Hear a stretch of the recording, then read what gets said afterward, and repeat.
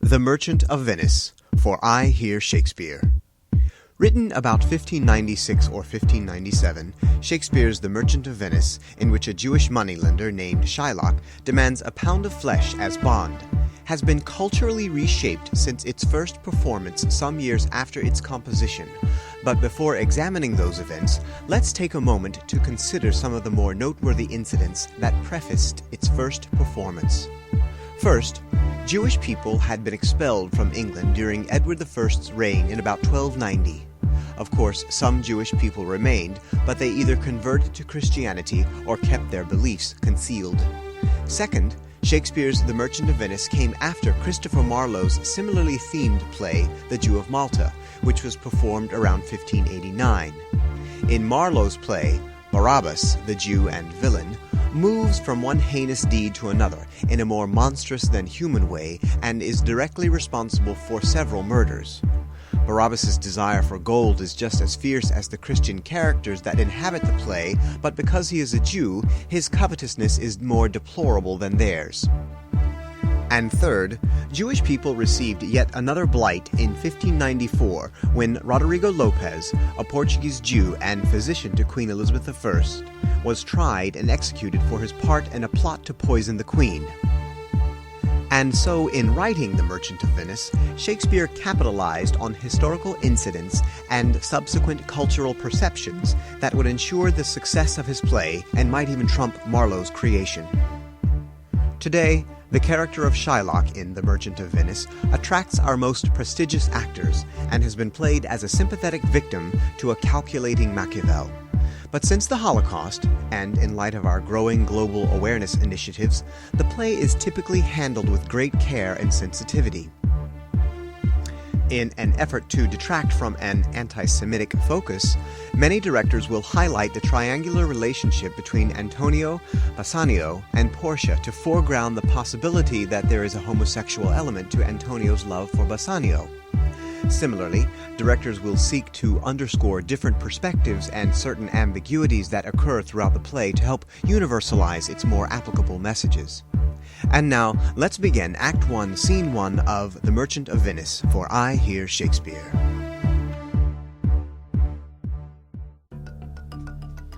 Act 1, Scene 1 begins with Antonio, the merchant of the play's title, telling his friends Salerio and Solanio that he is feeling sad and that he doesn't know why.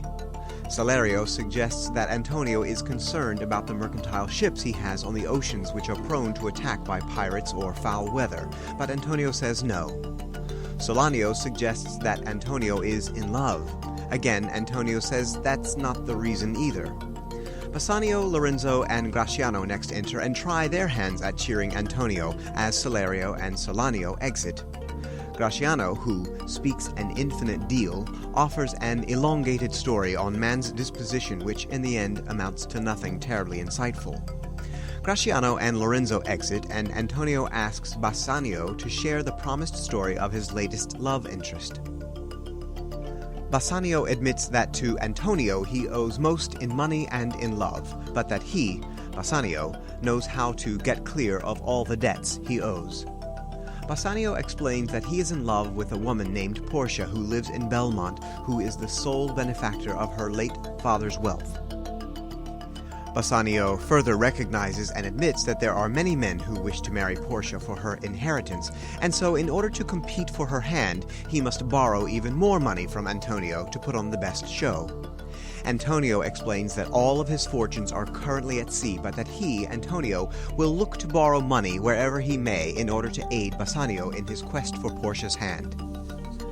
Scene 2 takes us to the city of Belmont, where Portia is speaking with her waiting woman, Nerissa, about the numerous suitors who have come for her hand. Nerissa reminds Portia that her father constructed a just device that will denote the most worthy suitor, and that it will happen at the right time. One by one, Portia deconstructs the potential suitors, none of which appeal to her. Nerissa puts Portia's mind at ease when she reveals that all of those suitors have decided not to pursue Portia's hand, since they fear that they will lose the test her father has imposed and suffer the other half of her father's decree, that if the suitor fails the test, he must vow to never marry. Portia next remembers a Venetian scholar and soldier named Bassanio, whom she thinks worthy of praise. A serving man next enters and announces that the Prince of Morocco will be arriving that night. Scene 3 shows Bassanio speaking with the Jewish moneylender Shylock about borrowing 3,000 ducats. As Shylock contemplates Bassanio's request, Bassanio invites Shylock to dinner. Shylock responds, "I will buy with you, sell with you, talk with you, walk with you, and so following, but I will not eat with you, drink with you, nor pray with you." Antonio next enters, and Shylock, in an aside, admits that he hates Antonio, for he is a Christian, but even more so because Antonio lends money free of interest.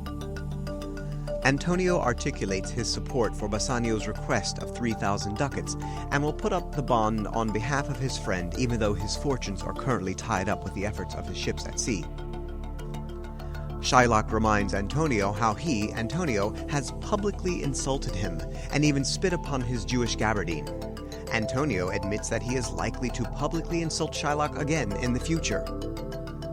Shylock next asks if Antonio is coming to him in his time of need as a friend or as an enemy. Antonio says that Shylock can consider Antonio an enemy, but just loan the money. Shylock decides to not charge interest on the loan, but requires instead an equal pound of your fair flesh, to be cut off and taken in what part of your body pleaseth me. Antonio accepts the offer, but Bassanio resists it, saying, "You shall not seal to such a bond. I'll rather dwell in my necessity." Antonio dismisses Bassanio's worries, explaining that he expects a return on his investment 9 times what it is worth. Antonio agrees to the bond, and Shylock schedules a time to meet with a notary to make the bond legal.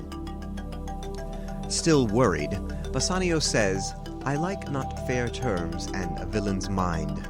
Still confident, Antonio replies, "Come on, in this there can be no dismay.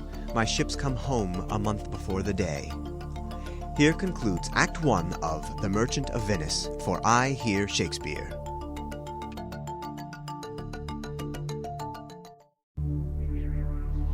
In Belmont, Act 2, Scene 1 begins with the Prince of Morocco, accompanied by his royal train, presenting himself as a worthy suitor to Portia, who is attended by Nerissa. The Prince of Morocco begins his presentation stating, "Mislike me not for my complexion, the shadowed livery of the burnished sun," and continues speaking respectably. Portia responds politely, saying, "In terms of choice, I am not solely led by nice direction of a maiden's eyes," and goes on to explain that the choice is not hers, but through a device of her father's construction, which includes choosing among certain caskets. Portia also explains that the suitor who chooses incorrectly must remain a bachelor for the rest of his life. The Prince of Morocco agrees to the challenge, and they all exit.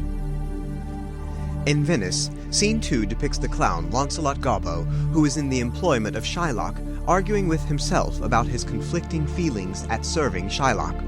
Launcelot's blind father, old Gobbo, enters and asks for his son. Launcelot teases his father, saying that he is not his father's son, but a stranger. Launcelot finally admits that he is considering running away from Shylock. Launcelot complains of how underfed he is as Shylock's servant, stating, "I am famished in his service," and begs to gain employment as a servant to Bassanio.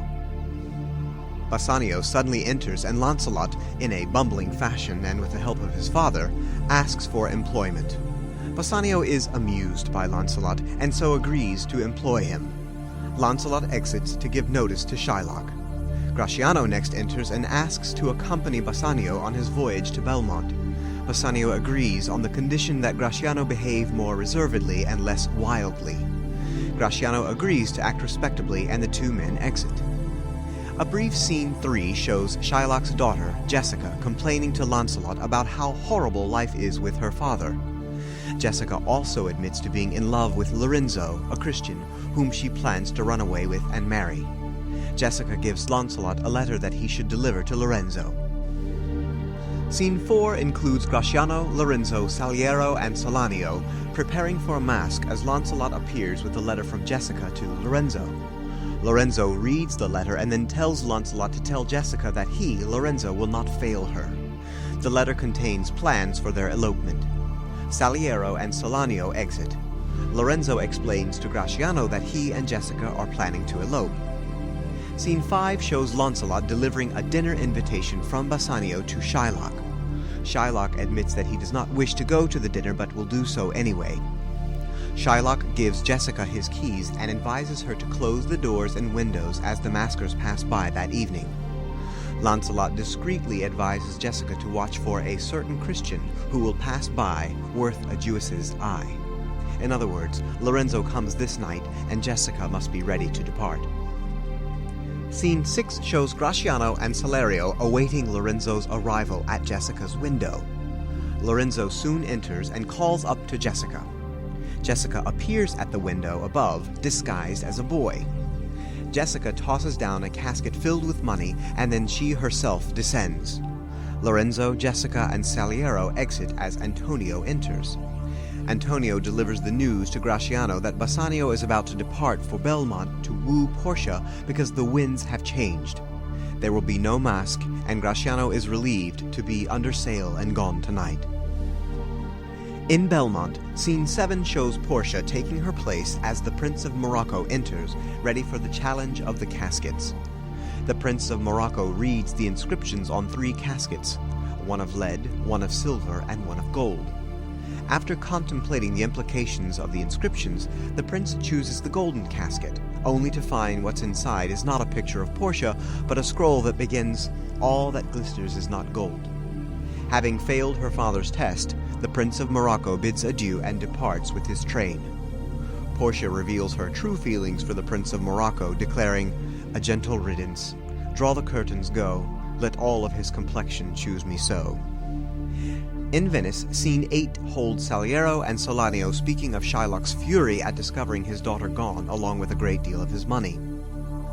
Solanio says that Shylock cried out, "My daughter, oh my ducats, oh my daughter, fled with a Christian."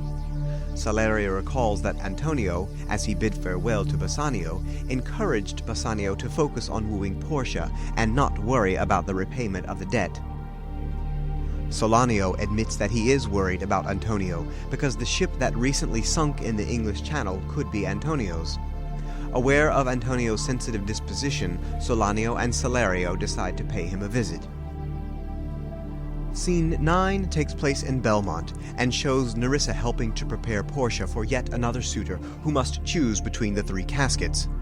This time, it is the Prince of Aragon who ultimately chooses the silver casket, only to find a scroll which spells his failure.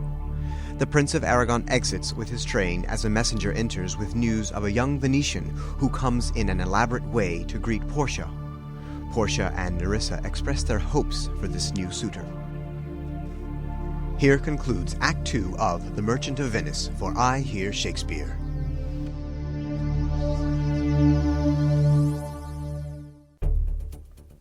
Act 3, Scene 1 takes us back to Venice and shows Shylock confronting Saliero and Solanio. Shylock says that they knew that Jessica intended to elope. They do not deny it and add that she is very much unlike her father. Shylock next admits that he knows that one of Antonio's ships has been destroyed and that Antonio must look to his bond. Salerio confidently says, "Why, I am sure if he forfeit thou wilt not take his flesh. What's that good for?" Shylock begins his reply stating, "To bait fish withal," and then reminds them that Antonio has disgraced him, mocked his gains, scorned his nation, cooled his friends, heeded his enemies, and all for the only reason that he is a Jew. Shylock continues his speech with the famous words, "Hath not a Jew eyes? Hath not a Jew hands, organs, dimensions, senses, affections, passions? And if you prick us, do we not bleed? If you tickle us, do we not laugh?" But perhaps the most poignant part of his speech is toward its end when Shylock offers, "If a Jew wrong a Christian, what is his humility? Revenge. If a Christian wrong a Jew, what should his sufferance be by Christian example? Why, revenge. The villainy you teach me I will execute, and it shall go hard, but I will better thy instruction." Here, Shakespeare builds a case against the hypocrisy of Christianity. A serving man next enters, delivering a request that Solanio and Salerio go and meet Antonio. Tubal, also a Jew, enters and explains that Jessica is reported to be in Genoa. Shylock curses his daughter and complains of the money she has stolen from him and spent recklessly. As Shylock rants and raves, Tubble interrupts with news that another of Antonio's ships has perished, and so Antonio is bankrupt. Shylock rejoices and declares, "I will have the heart of him if he forfeit." Shylock concludes the scene by asking Tubble to join him at the synagogue. In Belmont, Scene 2 begins with Portia imploring Bassanio to delay the task of the caskets because he may choose incorrectly and thus lose her hand. Bassanio is adamant in his wish to make the choice without delay, and so Portia agrees to have the caskets brought in, but asks that there be music to help make the task more bearable for herself. In an elaborate speech, Bassanio dismisses the gold and silver caskets and chooses the lead one. He opens it and finds Portia's portrait, which he describes in detail. Finally, Bassanio reads the scroll inside. "You that choose not by the view, chance as fair and choose as true. Since this fortune falls to you, be content and seek no new. If you be well pleased with this, and hold your fortune for your bliss, turn you where your lady is, and claim her with a loving kiss." Portia and Bassanio exchange words of love, and Portia gives Bassanio a ring which he promises to wear until his death.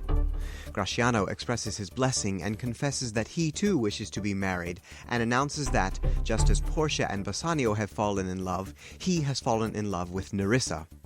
Portia consents to their marriage, and they make plans for a big celebration just as Lorenzo, Jessica, and Saliero enter. Saliero gives Bassanio a letter which reports that all of Antonio's ships have been destroyed, that Antonio is bankrupt and must now give the pound of flesh, which was held as bond, to Shylock. Bassanio relays the truth of his arrival and ornamentation as due to Antonio's generosity to Portia. Jessica interjects that she has overheard her father say that he would rather have the 1 pound of flesh from Antonio than 20 times the sum of what he owes. As future wife to Bassanio, Portia offers to repay Shylock double and double then triple the amount that was borrowed, rather than Antonio lose a hair through Bassanio's fault. Bassanio next reads the letter aloud, which ultimately asks that Bassanio come see Antonio, since he, Antonio, must die at the hands of Shylock. Portia encourages Bassanio to go to his friend. Bassanio promises to be true to Portia and then exits. In Venice, Scene 3 shows Antonio being led by a jailer to Shylock. Shylock only demands that the jailer keep watch over Antonio while repeatedly snarling, "I'll have my bond," and further rails at Antonio for all of his past slights and insults. Shylock exits, and Solanio tries to convince Antonio that the Duke will surely not allow Shylock to cut out a pound of flesh from Antonio. Antonio disagrees, saying that the Duke cannot deny the course of law. In Belmont, Scene 4 shows Lorenzo lavishing approval upon Portia that she has made a worthy match with Bassanio, who is a true and decent man and friend. Portia thanks Lorenzo for his words, and then tells him that she shall go to a nearby monastery with Nerissa until Bassanio returns. During her absence, Lorenzo and Jessica will act as guardians to her estate. Jessica and Lorenzo agree and then take their exit. The resourceful Portia next turns to Balthazar and sends him with a letter to Padua, where he will encounter Dr. Bellario, who will give Balthazar certain papers and garments, which must be re-delivered to Portia, who will be at the ferry which goes to Venice. Portia next calls for Nerissa to prepare herself for a plot of Portia's devising that will require them to dress as men in order to assist their men. Scene 5 shows Launcelot teasing Jessica about her being damned because she is a Jew. Jessica admits that Lorenzo has made her a Christian. Lorenzo next enters and, jokingly, says he'll grow jealous at finding Launcelot in a corner with his wife. Lorenzo next orders Launcelot to go and make preparations for dinner, which prompts a tedious exchange of witticisms. Launcelot exits, and Lorenzo and Jessica flirt with witty words and exchanges. Here concludes Act 3 of The Merchant of Venice, for I Hear Shakespeare.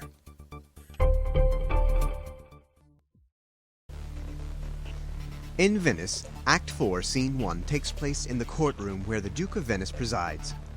The Duke expresses to the courtroom the character of Shylock, calling him a stony adversary, an inhuman wretch, uncapable of pity, void and empty from any dram of mercy. Antonio then explains that he is well aware of Shylock's nature and stands ready to suffer with a quietness of spirit the very tyranny and rage of Shylock. Shylock next enters, and the Duke and Bassanio make arguments as to why Shylock should forget the bond of a pound of flesh and be content with receiving the money owed, plus a great deal of interest. Shylock will not budge and remains insistent upon the original bond, adding that if the court deny him, then fie upon your law. The Duke next explains that he awaits a person named Bellario, who comes from Padua to have a hand in this particular case, since it is so nuanced and weighty. Nerissa, dressed as a lawyer's clerk, enters and delivers a letter to the Duke stating that Bellario is ill, but that he has sent Balthazar, a worthy replacement, in his stead. Balthazar, who is, of course, Portia in disguise, enters and expresses to the courtroom that he is fully informed as to the nature of the case at hand. After Antonio confesses to the nature of the bond that he compacted with Shylock, Portia, as the character Balthazar, explains that Shylock must then be merciful, and so begins, "The quality of mercy is not strained," monologue. Shylock refuses to be merciful and demands what the law has guaranteed. Bassanio interjects that he can pay not only what is owed, but 10 times the sum. Knowing that Shylock will not agree to the money, Portia, as Balthazar, says that the law must be upheld, and Shylock will have justice. Shylock becomes ecstatic. He says, "O wise young judge, how I do honor thee." Portia next asks to see the bond which Shylock produces. Portia examines the bond and then declares to Antonio, "You must prepare your bosom for his knife." Shylock rejoices again. Portia asks if there is a balance to weigh the flesh, so that it equals 1 pound, and, always ready for such matters, Shylock produces the scale. Portia next advises that they call for a surgeon to stop Antonio's wounds, lest he do bleed to death. Shylock is unaware of such a need called for in the bond, to which Portia responds, "It is not so expressed, but what of that? 'Twere good you do so much for charity." Portia next calls for Antonio to speak. Among other things, Antonio asks that Bassanio speak well of him after he has died. Bassanio replies that he values Antonio's friendship more than his own life, more than his wife, and all the world. Portia interjects that Bassanio's wife would not be too happy to hear such a comment. And, in front of his wife Nerissa, who is in disguise, Gratiano adds that he wishes his wife were dead so that she could entreat some power to change this currish Jew. Behind her manly disguise, Nerissa quips, "'Tis well you offer it behind her back, and the wish would make else an unquiet house." Impatient, Shylock calls for his right to pursue the sentence and begin cutting, but before Shylock can begin, Portia points out that the bond does not allow for not 1 jot of blood to be spilled. If Shylock produce blood in the cutting, thy lands and goods are by the laws of Venice confiscate unto the state of Venice. Realizing that he has been outfoxed, so to speak, Shylock asks for 3 times the money borrowed, and he will leave the court. Bassanio quickly produces the money, but Portia calls for everyone to slow down and that justice must be administered. Portia reiterates that Shylock is to cut out 1 pound of flesh, but not spill a drop of blood. Shylock asks for the principal only and to be allowed to leave the court, which Bassanio is ready to pay, but Portia reminds everyone that he has denied any money and should honor the bond and cut out the 1 pound of flesh. Shylock responds, "Shall I not have barely my principal?" To which Portia replies, "Thou shalt have nothing but the forfeiture, to be taken at thy peril, Jew." Shylock then makes to leave, but Portia stops him and brings to the court's attention the fact that there is a law that states if an alien that by direct or indirect attempts are made against the life of any citizen, then the intended victim shall receive 1/2 of the perpetrator's goods, and that the other half shall go to the state. Alien in this case means non-Venetian. Portia ends her decree saying to Shylock, "Down, therefore, and beg mercy of the Duke." The Duke then allows that he will reduce the sentence if Shylock can express some humility, but Shylock refuses, saying, "Nay, take my life and all." Antonio interrupts and suggests that Shylock keep half of his goods if he converts to Christianity, and that the other half go to his daughter Jessica and her husband Lorenzo. Portia asks, "Art thou contented, Jew? What dost thou say?" Completely defeated, Shylock replies, "I am content," then asks to leave the court, saying that he is not well and that he will sign the deed upon its reception. The Duke next invites Balthazar to dinner, but Balthazar says that he must decline. Bassanio next expresses his thanks to Balthazar and wishes to give him something as remembrance. Portia sees an opportunity and so asks for the ring that Bassanio wears. Bassanio refuses, saying that it is a gift from his wife. Portia and Nerissa exit. Not knowing the story behind the ring, Antonio says that surely Balthazar deserves the ring, and so Bassanio, advised by Antonio, sends Gratiano to deliver the ring to Balthazar before it is too late. Still in Venice, Scene 2 shows Portia instructing Nerissa to deliver the deed to Shylock's house, so that he may sign as he promised. Gratiano runs on stage and delivers Bassanio's ring to Portia, adding that Bassanio requests his company at dinner that night.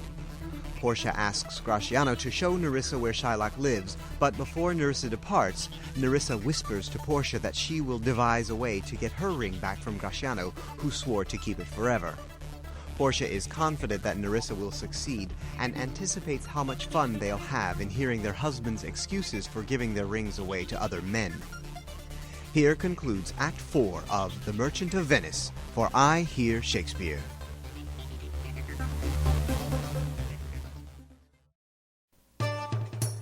Act 5, Scene 1 takes us away from Venice and into the more romantic world of Belmont once again.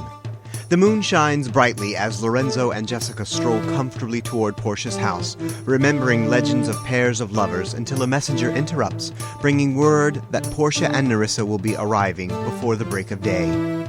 Lancelot next enters with news that Bassanio too will be arriving before morning. Lorenzo then calls for musicians to play as he has a romantic conversation with Jessica. Portia and Nerissa enter, and Portia orders that no one mention that she and Nerissa have been away. Bassanio, Antonio, Gratiano, and some followers enter, and Portia greets them warmly. Gratiano suddenly interrupts their conversation, saying to Nerissa that he gave the ring to the judge's clerk. The focus now goes to the matter of the rings. Knowing full well the truth of what happened to the rings, Portia and Nerissa torment and tease their poor husbands for quite some time. Gratiano and Bassanio both beg their wives to forgive the fact that they had to give away the rings, but they both promise they'll never break another vow if they'll just let this one instance go. Antonio steps in and offers his soul as proof that Bassanio will keep his word. Portia then gives Antonio the ring to give Bassanio that he, Bassanio, must swear to keep. Bassanio is amazed when he sees the ring, which is the same he gave away in Venice. All is made clear when Portia produces the letter from Padua, from Bellario, which shows that Portia was the doctor, Nerissa there her clerk. Portia next adds that 3 of Antonio's ships are richly come to harbor suddenly. Antonio replies, "Sweet lady, you have given me life and living." But that is not the end of the happy deeds, for Lorenzo and Jessica are next to receive the news that, upon Shylock's death, they shall inherit all of her father's possessions. Here concludes Act 5 of The Merchant of Venice, for I Hear Shakespeare.